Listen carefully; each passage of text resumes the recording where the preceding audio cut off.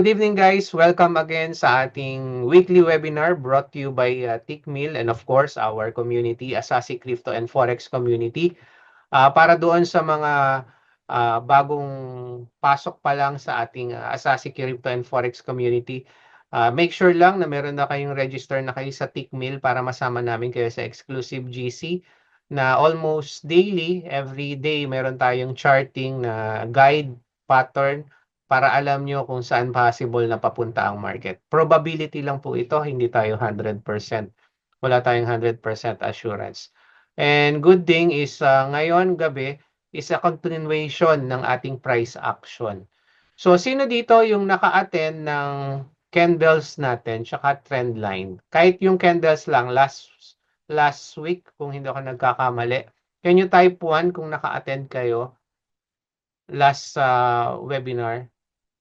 Type 2 naman kung napanood nyo lang yung recording ng candles. Tapos type 3 kung hindi. Ayan, type 2 kung napanood. Good, good. Actually, maganda ang price action. Isa ito sa pinakaluma, no? Pinakalumang strategy na noon pa. Na nakadepende lang talaga sa candles ang trading. Okay, kasi ang yung iba ngayon, indicator o kaya merong masalimuot na smart money concept. Sabi ko nga dati, iba ang smart money concept, mas masalimuot siya kesa dito sa price action. Ang price action, pareha silang nakatingin lang sa candles pero masyadong mas malalim ang SMC. For a beginners like you, yung karamihan dito, kilala ko ng mga beginners, maganda yung price action. So first video natin or lesson natin sa price action is trend line. So na-discuss din yung support and resistance doon. Pangalawa is candles. Yung iba't ibang uri ng candles, pasusulyapin natin kayo later on. And pangatlo ay may kinalaman na dito. Ito na, candlestick pattern. Ano yung mga dapat yung tandaan sa mga candlestick? So, ano muna ako, share screen ako guys. Saglit. Nasaan ako yung share screen? Yan. Share screen ako dun sa 1. Can you type Y, no? Kung malinaw at nakikita nyo yung aking, teka lang, punta tayo sa mismong presentation ko. Yan. Kung nakikita nyo yung presentation ko, type Y. Letter Y for yo-yo. Chat, participants. Okay. Letter Y for yo-yo. Ayan. So nakikita naman, malinaw naman ang aking sounds ha. So goods tayo dyan. So ito na yung, sino dito yung nakakaalala, no? Nag-trending siguro last month, yung istorya ng bawat candle ni Coach Lady Denely. Sino dito ang nag-trending, ano? Maraming basher, kasi may istorya daw yung ano. Alam mo naman, wala namang tama o wala namang, ako minsan tumatawa ako pero ayoko nagbabash. Okay? Kasi sa totoo, may kanya-kanyang galing ang mga coaches, may kanya-kanyang nako-contribute. We are here to help our community, tulungan ng mga tao. Kung may mapupulot kayo sa ibang coach, go, walang problema. As long na hindi kayo pagsasamantalahan. Alam niyo yung meaning na yon, ano, na pagsasamantalahan. Go, kaya gagawin kayong networking. Wala namang masama rin kung mag-refer, may commission, it's a part of commercial world. Okay? So, ngayon, actually meron tayong nanditong magaling, ano? Nagtataka nga ako bakit umattend. Isa siya sa mga maraming prop firm na account, 100K, 300K. Hindi ko naman nababanggitin, baka mahiya eh. Gusto lang niyang manood yata ngayon. Kaya gusto niyang magkaroon ng idea. So, bago tayo pumunta dito sa candlestick, pag-usapan lang natin yung napag-usapan natin nung nakaraan. Meron akong 12 candles na shinare sa mga mahalaga. Especially itong bullish engulfing, piercing line, bullish harami. Yan. Yung 12 candles na to, pinadala ko to sa GC ng Tickmill. Kaya sinasabi ko sa inyo guys, I hope, no, i-remind natin, ito yung GC ng Tickmill para dun sa mga nakikinig din ng recording, I hope ay mag-PM kayo para mai-add ko kayo dito na meron na naka-register na kayo sa link ng Tickmill, Asasi. Okay? Kailangan member kayo ng Asasi. Soon, mamimigay pa tayo ng kung ano-ano pa dyan. Kaya, pati cellphone, may plano tayong mamigay. Kaya lang kailangan register kayo sa ating Tickmill. So, i-share natin to, itong candles para ma-review. And then, punta na tayo. Ito yung mga candles na mahalaga. I-snapshot lang natin. Yan, mga bearish abandoned baby, bearish evening, bearish shooting star. Pero makukuha rin natin yan ngayon medyo mas pinadali. Okay? Meaning ng mas pinadali, mas okay yung ating iintindihin kapag ka tumitingin tayo ng candles. So, tandaan nyo na ang candlestick nagre-reflect kung ano ang ginagawa ng buyers and sellers. With the help of this candlestick pattern, natutulungan tayo nito, okay, na mas maintindihan ang galaw ng mga candles. A combination of candles will help you to project where will the market goes. Kung tataas ba ito o bababa ang presyo ng asset na tinetrade mo. Now, isa sa mga dapat nating tandaan, itong tinatawag nilang long wick candle. Okay? Okay. O yung tinatawag nating pin bar. Sino dito ang madalas na gumagamit nito? Ang long wick candle and pin bar is normally mas applicable sa mga higher time frame. Like 4 hours and 1 day. To be honest, pagka nakakakita ako nito sa Bitcoin o kaya sa Forex, sa higher time frame, even 1 hour, medyo nagkakaroon na ako ng magandang bias. Okay? And then don't forget, standby kayo. Meron tayong Tickmill copy trading tutorial later on. Okay? So now, balikan natin. So pin bar o kaya long wick, isa sa dapat yung tandaan as a trader. Okay. Habang mas mahaba yung wick, mas maganda. So ano yung wick? Yun yung buntot. Ito, makikita nyo to. May buntot tayo dyan. Yan yung wick. Okay? Yan yung wick. Ngayon, kung mapapansin nyo, ito, bullish normally ang tinitingnan nito. Normally, kapag ka ganito, at ito ay nasa support area sa ilalim, kunyari dito resistance, dito ang support, yan yung mga possible reversal natin. So, kaya sinasabi ko na isa yan sa dapat tandaan natin. Okay, halimbawa sa example na to, mapapansin nyo, meron tayo ngayong resistance na tinatawag dito. Una, ito. Okay? Tapos, another dito na kung saan meron tayong isang long wick candle, yan yung long wick natin, na nagpakita, nag-form, no, na ngayon, after long wick, ito yung dapat nyo rin tandaan, after long wick, ano ang susunod? Pagka ang long wick ay sinundan ng another green, ito, itong example na to, hindi pa sign of reversal yan. Kailangan another candle ang magko-confirm kung red ito. Okay, pin bar to, pin bar. Kailangan red yung susunod.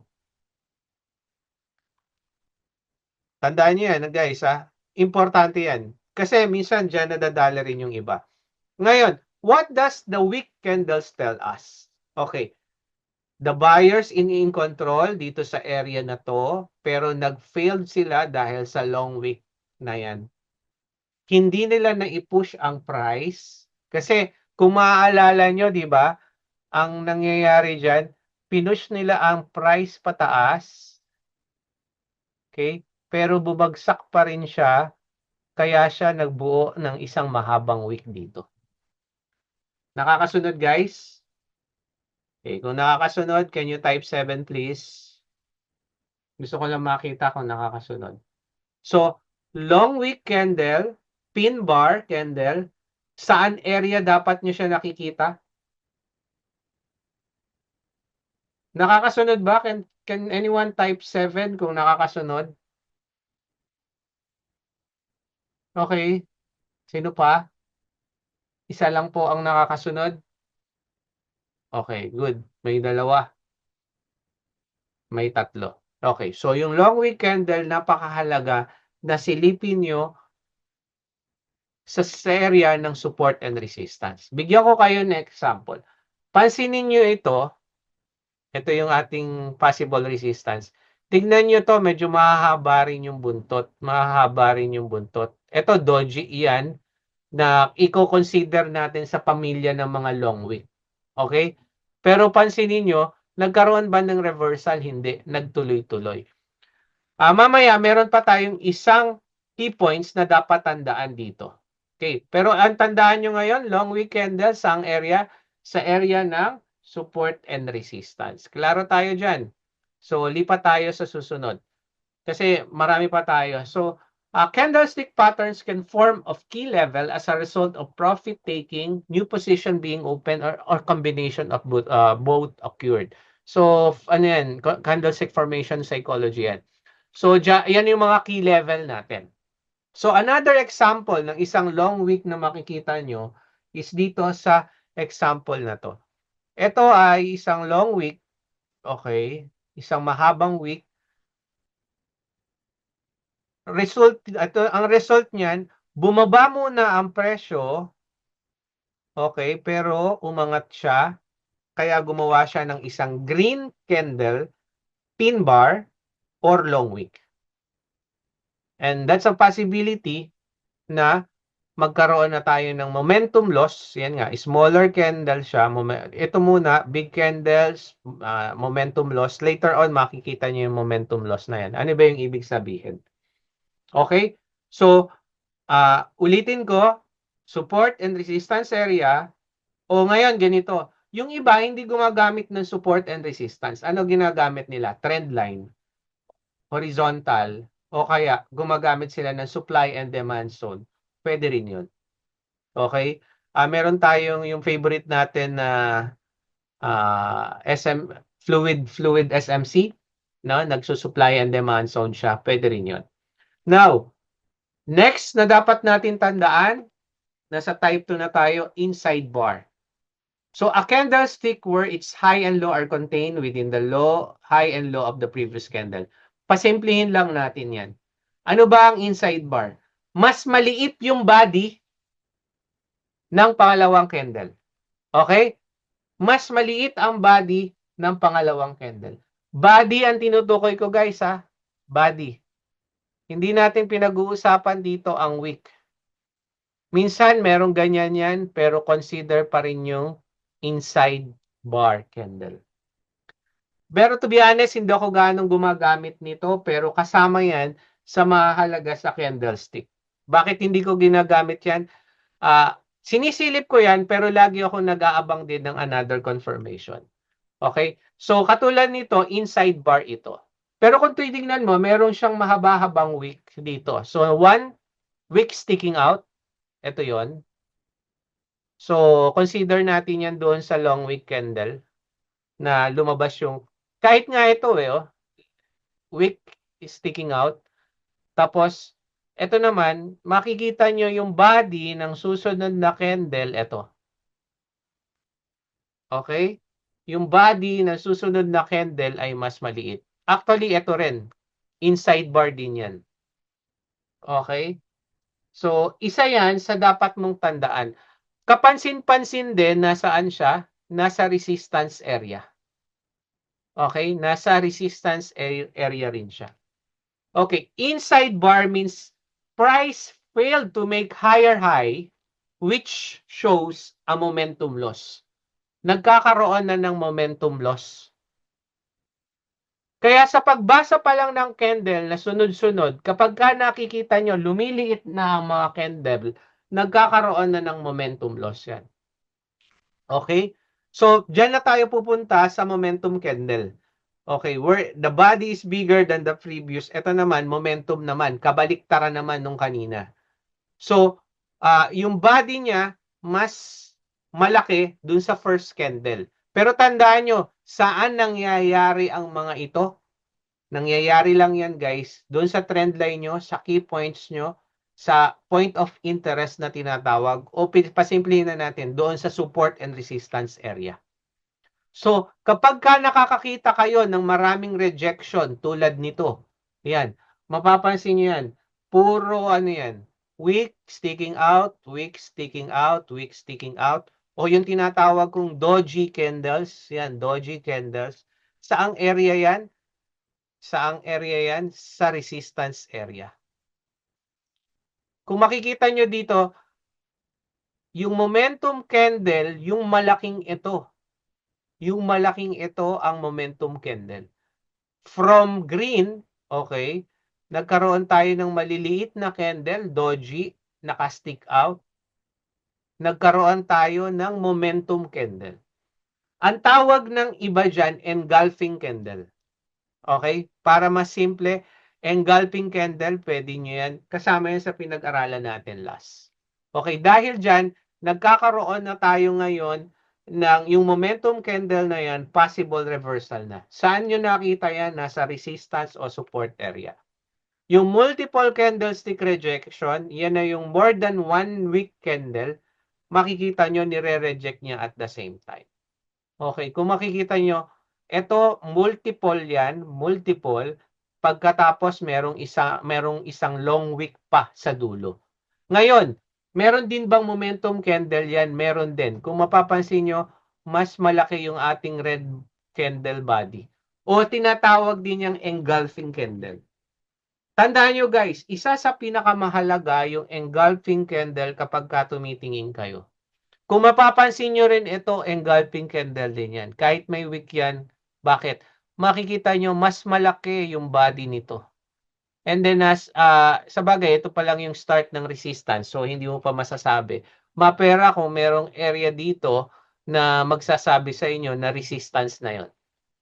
Okay? So, klaro ba tayo? Kung nakakasunod, can you type 8 please? Kung nakakasunod naman tayo. Type 8, gusto ko lang makita. Dumami na tayo. Yan, sabi ko, normally, lumalampas tayo ng 10 participants. Can you type 8 please? Number 8, kung nakakasunod. Okay? Okay, okay. Goods. Nakakasunod naman. So, yung multiple rejection, isa yan sa paborito kong sign ng reversal. Kapag sa trend line ko, nagkakaroon na ng multiple rejection tayo. Okay? Now, multiple candle rejection shows that the price tried over and over again to push through on that level, pero nagfe-fail. Kaya ganun kahalaga yun. Ibig sabihin, halimbawa, gusto nilang ibagsak ang presyo. Okay? Puro weak na lang ang lumalabas dun sa resistance. Susunod doon, possible momentum or engulfing candle na kung saan yung mga seller na ang magwawagi. Kabaliktaran naman kung nasa support area. Okay, mamaya magbigay tayo ng example. Ayan, katulad nito, kung mapapansin nyo, seller ang nagwawagi sa area na to. Okay? Kaya lang, kung mapapansin nyo rin, paliit ng paliit ang candle. Okay? Ito lumaki uli, pero maliit. Merong doji candle, merong long wick candle, dalawang long wick, and then engulfing. Ngayon, kung ako tatanungin nyo guys, sa area na to, tong candle na to ang possible sa aking magbigay ng position na buy. Ngayon, dyan na papasok yung confluence ko na strategy. Kung SMC man yan, kung divergence man yan, kung yan man ay indicator lang. And don't forget, may ilalabas tayong malalakas na indicator sa mga susunod na webinar. As in, malakas. Dinagdag ko siya sa confluence ko. Kung dati ang dollar ko 10 to 15, $20 lang per day, dumoble ngayon. Okay? $40 to $50 ang income natin. Kung sa dollar lang, hindi pa pinag-uusapan yung ibang trade ko. So, yun yan. So, makikita nyo guys, yung multiple rejection, mahalaga yan kapag tayo ay nagte-trade, sinisilip natin. Yan. From a seller's perspective, if you got it in short up here, so yan, seller yan, makikita mo, down, down, down. Pagdating sa support level, multiple wick. Yan, tong area na to, nagkalat ang wick. Okay. And then, yun na, nanalo na ang, ito yung sinasabi ko sa inyo kanina, habang lumiliit yung mga candles, shrinking candles, smaller, paliit ng paliit, mas nagiging yung momentum humihina. Kung mapapansin nyo dito, ang ating momentum ay buy, buy, buy. Pero paliit ng paliit to. Ito, nagpaliit siya. So dahil dyan, kino-consider na momentum loss. So shrinking candles ang tawag din natin dyan. Paliit ng paliit, sinundan pa ng long wick na bearish momentum. So yung seller, babay na. Yung buyer, babay na. Pasok na ang mga seller. Sila na ang nagwagi. Okay? Now, ito pa yung last na dapat yung tandaan, candle color change. So, kung mapapansin nyo, ito na lang para pagka ang bullish ba ang market, ano ang majority ng candles? Green or red? Can you type the answer? Bullish ang market. Dapat ano ang majority na makikita nyo? Green or red? Okay, syempre, green. Kung mapapansin nyo dito, bibigyan ko, lahat ng mga example natin, balikan ko lang green, green, green, green, biglang red. Okay? Color change. Okay? Tapos nasa ang area pa siya sa resistance. Green, green, green, color change. Or kaya white, white, white, black. Kasi sa iba, yun ang ginagamit. Okay? So ngayon, kung babalikan ko lahat ng mga sample kanina, may kapansin-pansin dyan, no? Green, green, green, biglang red. Okay? Green, green, green, biglang red. Yung mga sample natin kanina, red, red, red, red, red, biglang nag-green dito, change color, pero nagka-red uli, pero nagka-green uli. So that's another perspective. That's another key factor na magbibigay sa iyo ng desisyon. Kasi rejection, color change, multiple rejection, pin bar, ang dami, di ba? So, ano yung anim? So, may anim kang tatandaan na pinag-uusapan natin dito. Now, shrinking candles, kasama na yan, color change, na-review na natin. Yan, may long wick, tapos, ito yung combination na. Una, nagkaroon tayo ng shrinking candles. Lumiliit yung ating red candles. Andito ang support area natin. Pagkatapos, nagkaroon tayo ng long wick candle sa area na to. Okay, number 2. Number 3, nagkaroon ng color change. Number 4, nagkaroon ng momentum candle o yung engulfing candle natin. Okay? Pagkatapos, okay, so wala na pala. So, meron tayong 4 scenario na nakita dito. Ngayon, guys, sa area na ito, okay, kung meron kayong ibang confirmation na indicator man yan o SMC man yan, for sure may makikita rin kayo. Pero sa candle pa lang, alam nyo na ang nangyari.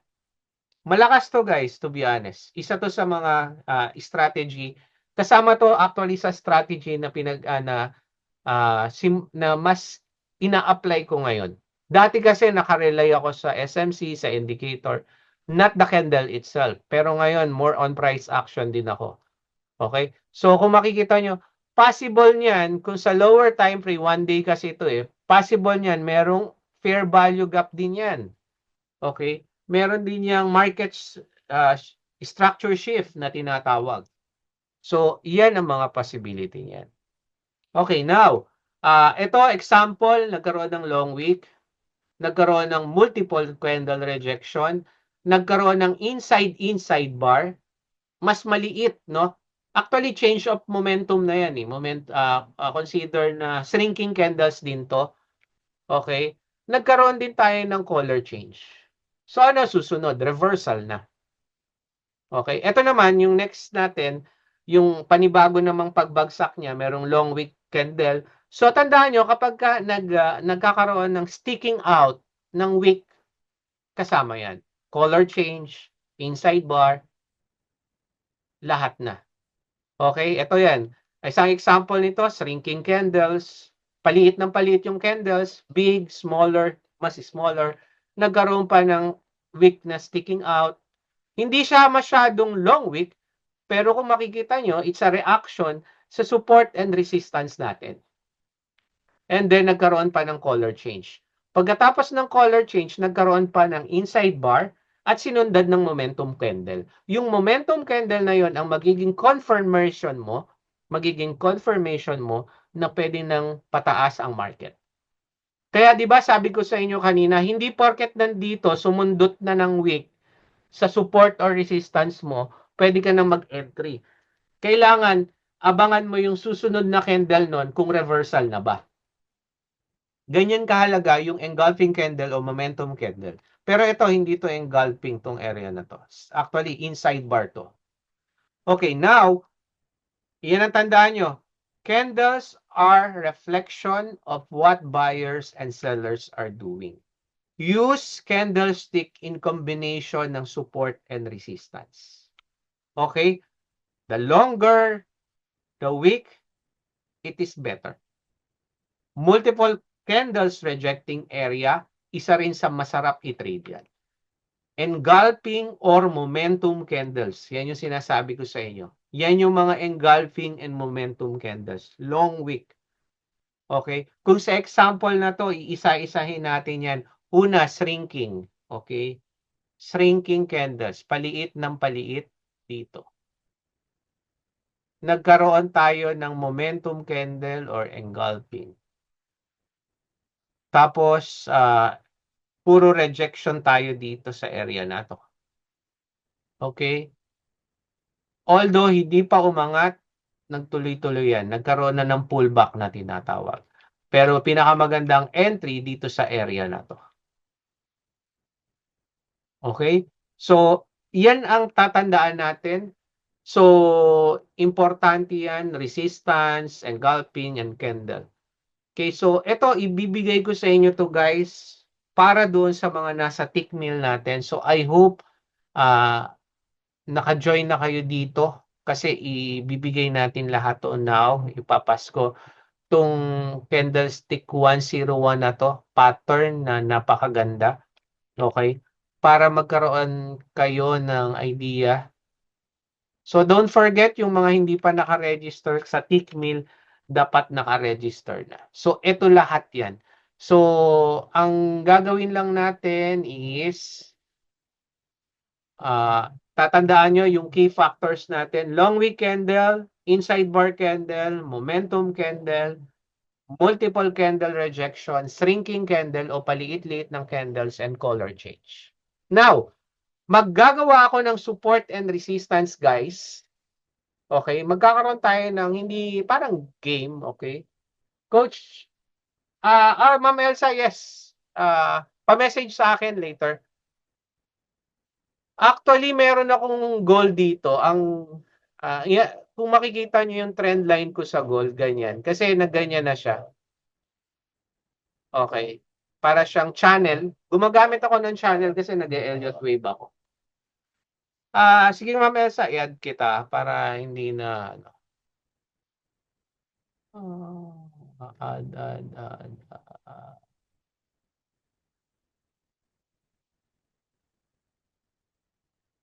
Ay, ano, ayun, Teng to eh. Teng Gonzales. Tama? Ito. Ayan, ma'am. Na-add na kita. Okay. So, ito, kung makikita nyo. Pero gagawa tayo separate, hindi ito. Gagawa ako ng support and resistance level and then, okay, ito. Ito maganda. Maganda, ganda, ganda.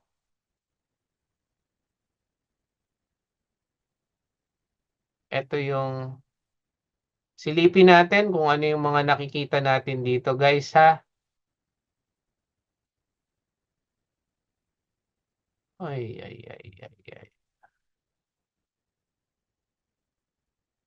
Okay.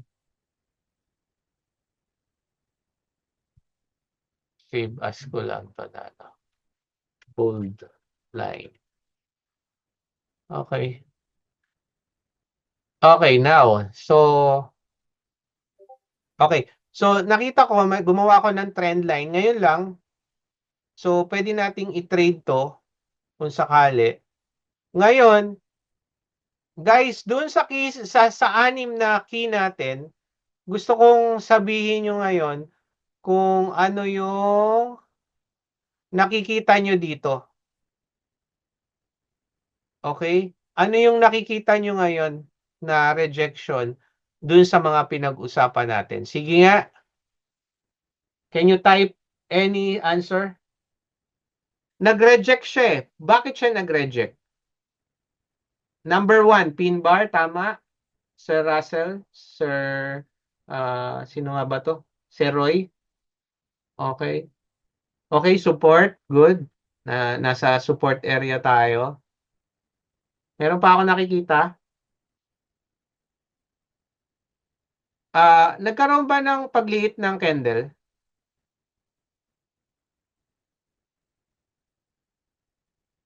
And then, kung mapapansin nyo, may papakita pa ako dyan, yung body nito, compare sa body ng nasa una. Ayan o. Ayan o. Wala tayo sa OB, sir, order block. Wala yun sa pinag-aralan natin kanina. Okay. Naalala nyo, 6 lang. O. 6 lang yung hahanapin nyo dyan. Actually, halos lahat dyan, guys, nandyan, no? Yung inside bar, consider nyo tong inside bar. Sabi ko sa inyo, disregard nyo ang wick.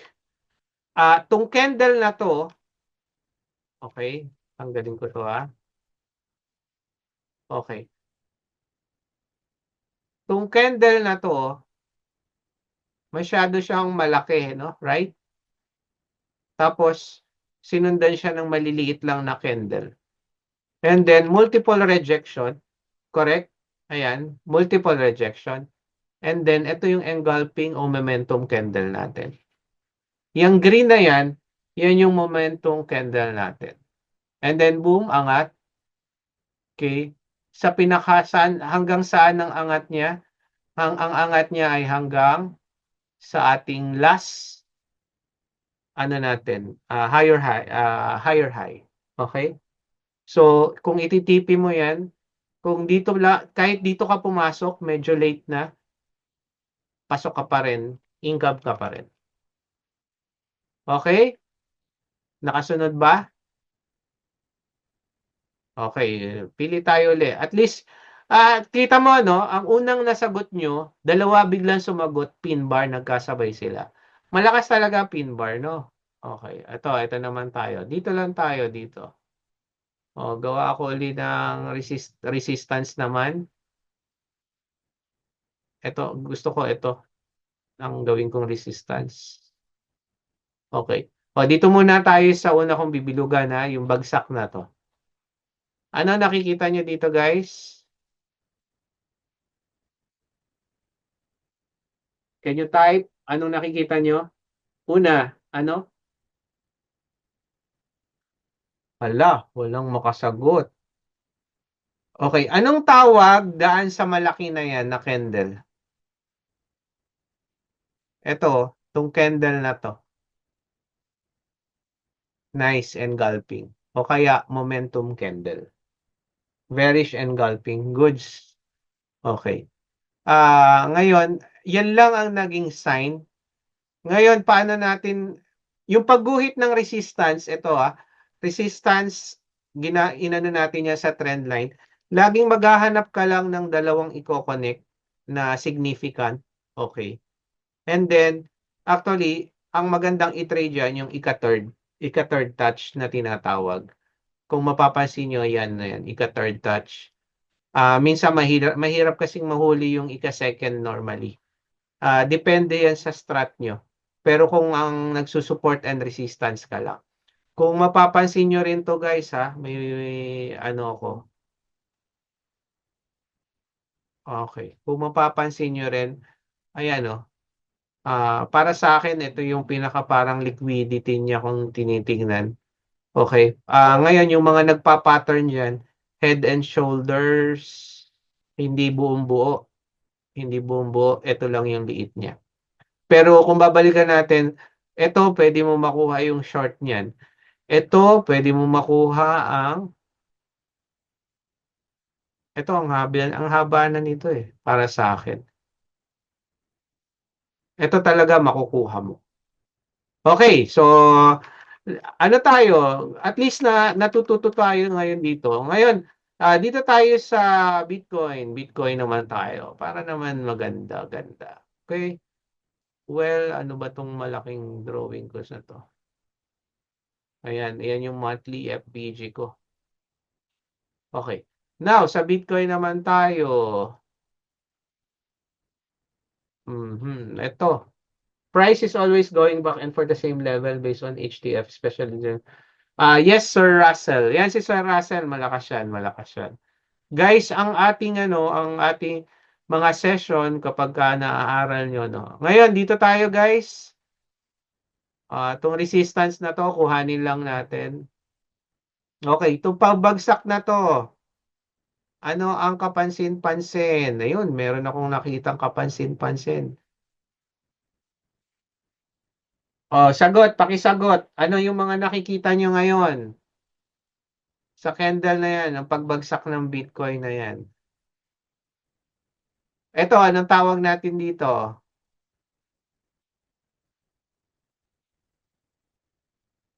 Anong tawag natin yan, guys? Yan yung, nawala. Shrinking, yes. Meron pa kayong ibang sagot? Ang shrinking, paliit ng paliit.